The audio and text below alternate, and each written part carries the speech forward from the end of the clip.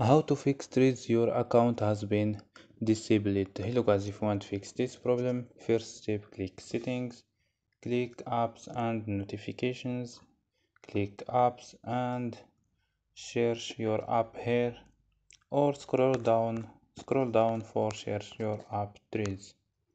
Go to force stop, click OK and go to storage, click clear data and click OK and click clear cache. After these steps, go to data and turn off mobile data and turn off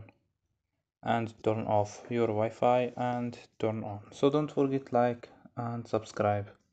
Bye.